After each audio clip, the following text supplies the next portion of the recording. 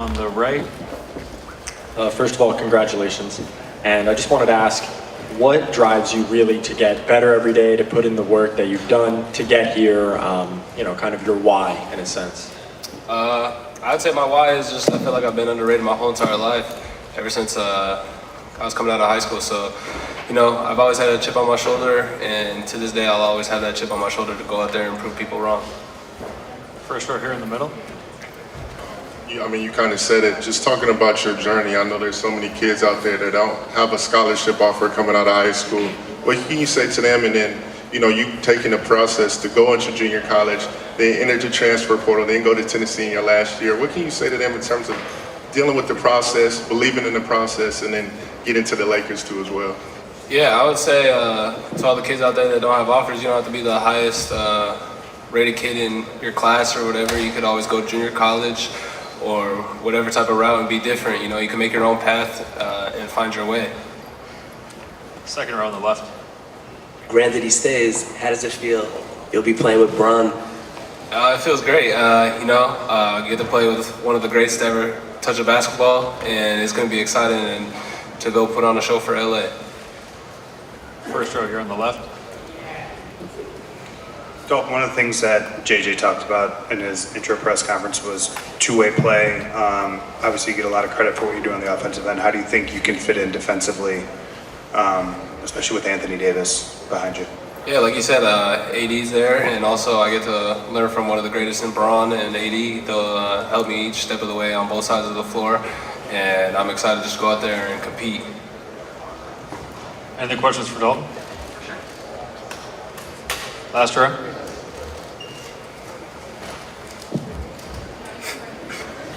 Hi, Dalton. Congratulations on getting drafted. So how have you been preparing for the transition from college basketball to the NBA? Just learning how to take care of my body constantly. I'd say that was the biggest thing that I was focusing, and kind of just being around those type of NBA guys that been there, done that. So just kind of learning from them. Yeah. First row here on the left. Dalton, as you went through the process, and did you kind of think about where you'd land, and did you allow your mind to work that way, or did you pull back from the process and just kind of say, like, whatever happens, happens? I would say it's a mixture. I was just trying to be the best version of myself and try to always push myself to be better and be better than yesterday. First row here in the middle. As you'll see with the Lakers, a lot of things go viral. There's been a clip that's going viral of LeBron talking about when he watched Purdue and Tennessee play, and he mentioned your name. Did you see that clip? And then what was your thoughts about that during your time when you were playing in college? Yeah, I remember that clip. I woke up and rolled out of bed, and I thought it was fake because tons of people were texting me. I was just like, there's no way. And when I watched that video, it just brought a smile to my face. And also my parents, they called me right away and told me about it. So that's just going to be special, and it's going to be fun just to be sharing that court with both of them, AD and Bron. Bron, one of the greatest, so it's going to be real special. Front row here on the left. Dalton, back in LA, when he met with the media, Rob said that JJ already had like a whiteboard out and was drawing up ATOs and different ways to get you shots. As a motion shooter scorer, I guess what's your reaction to that level of excitement from your new coach, and then the ability to play for a guy, JJ Redick, who did that as good as anyone? Yeah, that's really exciting. At Tennessee, I watched a lot of JJ Redick with Coach Barnes, and just the way he moves and paces himself and was able to create space. So hearing that is really exciting, and it's going to be real special. Any more questions for Dalton? Yeah. One more. Each step along your process from junior college to Northern Colorado to Tennessee, you got better. How were you able to how did you manage that? Every time there was a new test, how were you able to meet it? I would say just playing with a chip on my shoulder. Every single time I touch a basketball or walk into a gym, I always feel like I got something to prove. And it doesn't matter where I'm at, it's always going to be there, and have that chip on my shoulder for feeling like I've been underrated my whole life. So it's going to be something that I'll carry with for the rest of my career. All right, thanks, Dalton. So appreciate it. Extremely exciting night for the Los Angeles Lakers. obviously going into the draft process, at the beginning of this, we weren't sure with the Anthony Davis trade whether our pick would convey to us or actually stay with the Pelicans. So step one in making this pick selection was getting the news that the Pelicans would allow us to keep our pick this year, which of course was 17, and that started, the deliberations with the scouts and other front office folks, and then onboarding JJ Redick and getting our board right. We would have never imagined a player as skilled and sort of perfect for our needs would be there for us as Dalton Knecht. We had him, as a top 10 player unanimously across our scouting boards. I was at the SEC tournament scouting him extensively, and in my mind was like, there's no way a player like this could be available for us to pick on draft night. So across the board, just couldn't be happier. I was joking with Coach Redick upstairs that, we found a movement shooter to match his skills as a player, and he was already had his whiteboard out, drawn up pin downs and ATOs and actions where he could run a movement shooter off screen. So I think his mind is already working on drawing up plays for Dalton. So just really, really excited. The draft is an unpredictable process. You never know how it's going to go when the night starts, and for it to end this way, we couldn't be more thrilled. So I'll just open it up to the room for questions, and again, appreciate you guys being here on draft night. We'll start it off with Mike Trudell. We'll get our beats, and then we'll get some other questions. Rob, we know it's really a long process where you guys are watching every player, right, to make your board. What's stood out early about Dalton Knecht, and kind of how would you describe his skill set and where you might think what he did in college translates to the NBA level? Yeah, I mean, SEC Player of the Year, it's one of the toughest conferences, and so just his competitive nature stood out. He's a 3-level scorer, a guy that's going to defend. He's physical, he's athletic, really a 3-and-D player, which every roster, craves. But he's also he's a really good athlete. At the combine, he had a 39-inch vertical, so he's got the ability to go off the bounce, attack the rim when teams run him off the line. So that versatility is really hard to find. And we just think he fits so well with our pillar pieces, and AD, and hopefully if things work out in free agency with LeBron. But to have a guy that will cause gravitational pull because of his shooting, and also when you run shooters around the court like he can do, it morphs the defense and just opens up driving lanes. So there's just a lot of versatility to his game, and I think he gives us a weapon that we currently don't have on our roster. Dave? Rob, did you have Dalton in for a workout? We did not. With the 17th pick, we asked for it, and I think the agents make those decisions, and oftentimes when guys are at the beginning of the process, ready to go in the top 10, we don't have a chance to work them out. So we didn't, but again, scouted him extensively. I was able to see his last few games in college, which was great. Our scouting team unanimously had him, again, in the top 10 on their board. So we felt like we knew him really, really well. He just hasn't been in our building yet, and will be soon, and we're excited for that. And just quickly, when McCain goes off the board, then do you guys kind of in the room, does your mind shift to Knecht pretty quickly? There was no shift. We were just super excited that the possibility of him being there. And again, if we would have had the 10th pick in the draft, we would have taken him. So to get that value at 17 is really extraordinary.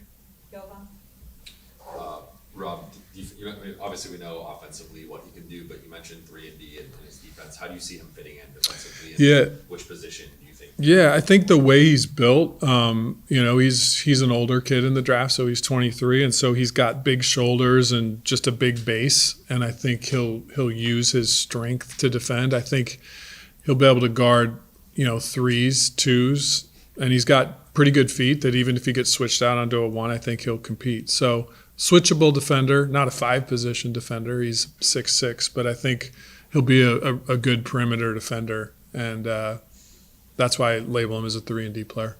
BT? Rob, BT. At 23, Do you guys view him as someone that's ready to play right now versus someone that will be 18, 19? Yeah, I think that'll ultimately be a Coach Reddick question, but I think our discussions upstairs were, wow, we just found a player that we can see playing on next year's team and having a real impact. And that's exciting. I think he has a lot of upside left in his game. Of course, his journey, he started out in junior college and made it all the way to Tennessee. So at every step, he's improved, and we'll expect that improvement at the next level as well. Kobe? Rob, back before the trade deadline, I guess after the trade deadline, you mentioned how you guys had one pick then, now you could have had the option to use up to 3. Obviously, you guys took Dalton. Just how have you seen, I guess, how did that process go? Did it go differently than maybe you may have thought back then in terms of that pick, or the 3 picks you could use? Yeah, we explored, we talked about this a couple days ago when Coach Reddick was introduced. We explored every upgrade we could to make our team better. I do think if you polled every 30 GM, all 30 GMs across the league, just in general, trades have become more difficult because of the new CBA system. And so there's less access, I think, to making those big moves than maybe there was under the old system. But it didn't keep us from trying to look at everything and ways to put ourselves, in a position to be better. But even this pick alone, I feel like gives us a big boost, and we're excited about it. Kurt? Rob, when a guy goes from junior college to a very small college in northern Colorado to SEC Player of the Year, what do you see in that? A gym rat. We've studied him hard, and this kid lives in the gym. I think to be an elite shooter and to be an elite movement shooter, the only way to get there is with constant reps. And when we did our intel and study on him, at every level, he's the guy that's in the gym the most. And I think that'll be our expectations here. I think even though he's 23, player development is still a key. I think his best years are ahead of him, and we're going to put Coach Reddick's player development staff around him and help him continue to improve.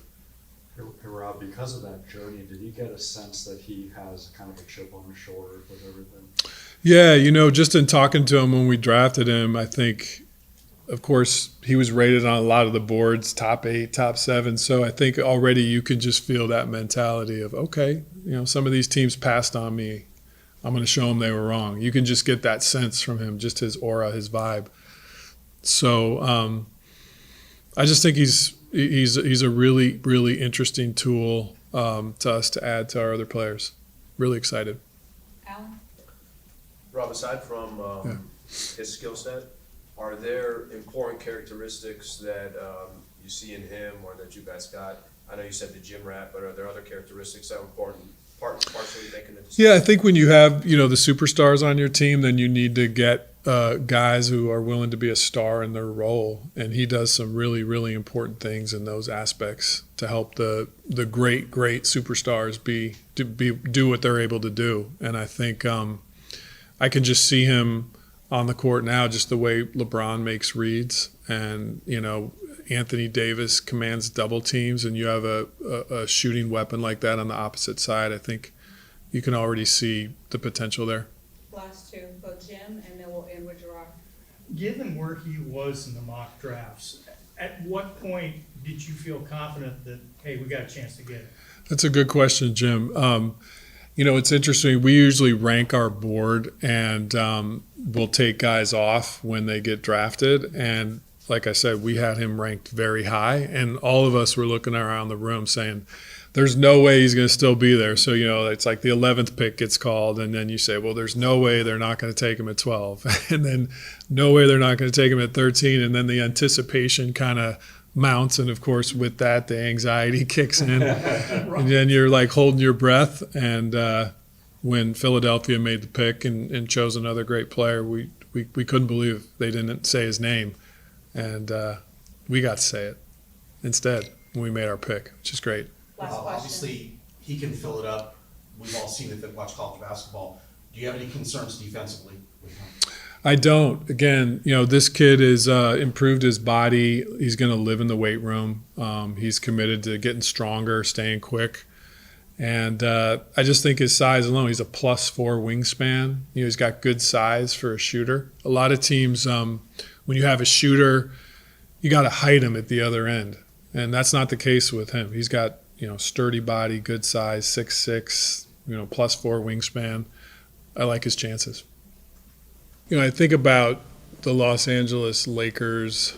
I think about, a franchise where basketball history just sort of unfolds and takes place. I mean, if you think back to the origins of the game of basketball and Dr. Naismith and a peach basket and all that's emanated from the invention of the game, and you think that in the history of the NBA, there's never been a father and a son that have shared an NBA basketball court, and that feels like something that could be magical. And we know and have to respect, of course, that LeBron has a decision about his opt-out, and I'm sure he and his family and his agent will deliberate what they're going to do there, and of course he has freedom to decide whatever's best for him and his family. But if it worked out that he was on our team next season, NBA history could be made, and NBA history should be made in a Lakers uniform. So that's just sort of globally how we feel about the draft moment, but more important than that is to talk about Bronny James as a basketball player, because this is his day, and he was the one selected with the 55th pick. Bronny is first and foremost a person of high character, and second, he is a young man that works incredibly hard. And those are the qualities we look for in drafting players and adding to our developmental core at the Lakers. He had a great draft workout with us where he displayed those qualities to me in a hour lunch that we shared in the building just to get to know each other. It became clear that he was a man of character. In terms of his work ethic, I think we've all seen that lived out too. He's not a person that has ever taken shortcuts or expected or been entitled about basketball opportunities. He's worked for everything that he's gotten, including being selected today at 55. So it's an honor for us to add him to our program. Coach Reddick is already excited about putting a development plan around him to increase his basketball skills and turn him into the player that we think can impact and help this franchise. So with that, I'll open it up for questions. Yeah, Rob, to go further on Bronny as a basketball player, how would you describe his game? What did you like about what you saw at USC and also in his workout, offensive, defensive, the athleticism? What are the things that make him the basketball player he is?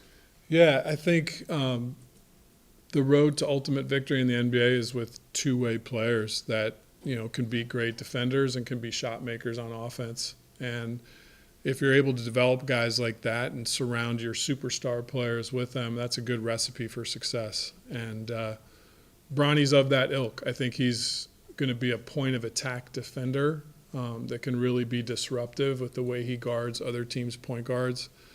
I think he can guard multiple positions. And we've really seen growth in his shooting. I think at the Combine, when we were there with the scouting staff, he was one of the leaders and sort of making his shots in some of the drills. And we really think he can turn into being an elite shot maker. So just a 3 and D player for sure. Okay. When did you, as you saw the draft board play out and you know that you're at 17 and 55 and you start going about your process of evaluating prospects, when did it start to become like a reality that this day could happen, that Bronny James could be part of the team?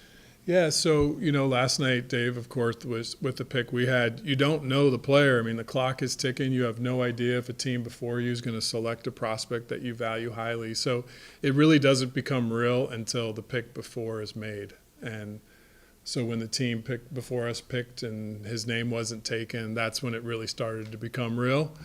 I put a call into his agent who was with Bronny, and Bronny was put on speakerphone, and Coach Reddick and I were able to welcome him to the Lakers family and let him know that this moment was happening mostly because of the work he's put into the game and because of the character young man that he is. That was what was expressed to him on the phone call. mentioned the potential development plan with Coach Reddick. What can you share about what that could look like next year? Yeah, Jovan, great question. You know, Coach and I are in the process of building out his staff as we speak, but as we talked about in our opening press conference, we really want to take kind of an innovative and new look at how players are developed.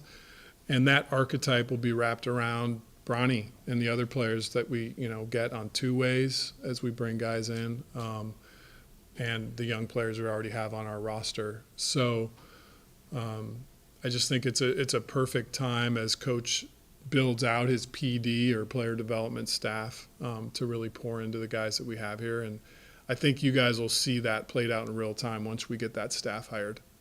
Kobe? You mentioned obviously LeBron has his decision to make. You mentioned that NBA history could be made if they play together.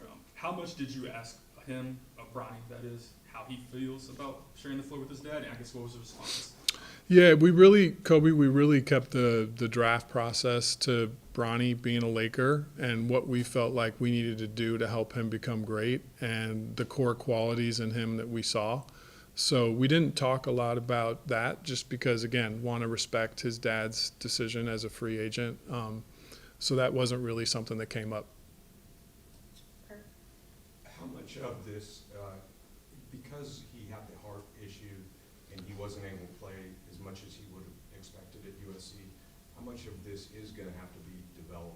Yeah, it's a good question. You know, we had a player on our roster this year, and Gabe Vincent, that had to have a surgery and miss some time. And we saw him come back at the end of the season during the playoffs, and he was really good defensively, but the offensive rhythm wasn't quite there. And I remember as I was evaluating our team thinking that's similar to Bronny. You know, I think he had a really strong defensive year at USC in terms of being that point of attack hound on the ball. But maybe because of the significant amount of time he took off, the offensive flow wasn't what, it could be. And so I think polishing that back up, getting him back in an offensive rhythm is going to really catapult him back into, getting the trajectory of being that development player that we really look forward to having. Mark? Rob, you mentioned a lot about Bronny's character. What qualities jump out to you that show that he's really well equipped to handle all the expectations and the extra attention given the Lakers and LeBron? Yeah, of course, I think growing up as he's grown up, there's a fishbowl, there's lots of eyes looking at everything you do, and I think he's been able to handle all of that with an extreme maturity.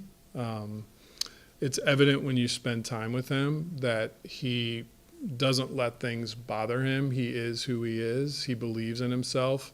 He was raised right by LeBron and Savannah to be very respectful of coaches, in my case, a general manager. But when he walks in the room, you have his attention because he was taught that. And it's just very genuine, and you can tell right away this is a fine young man that was raised the right way.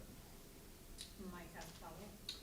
Yeah, Rob, just considering what, Bronny had to go through with his heart and even how that would have impacted his season as a basketball player, do you also see some kind of additional upside there as he gets more just playing basketball again? And how do you kind of factor that into the whole evaluation process? Yeah, he's 19 years old, so I think to do some of the things that he can do as athletically, especially as a 19-year-old, and with the shot consistency that he's really shown in the draft process, you can see the foundations there for sure. And I think now, of course, when you're in college, you're juggling a lot of things. You're juggling your school load, your family life, basketball. Now he's going to be able to dedicate all of his resources to playing basketball. And I really think the trajectory is going to be an aggressive one, and we're really excited about the foundational qualities he has and then growing those. Have a couple more follow-ups and we'll conclude. Dave, and then we'll end with Kurt. Rob, obviously you guys spend so much time as a team with one another that when something like last July happens, you feel it more than just a coworker's family member going through a medical scare. Can you even reflect on just kind of your perspective in the 11 months that have followed from kind of the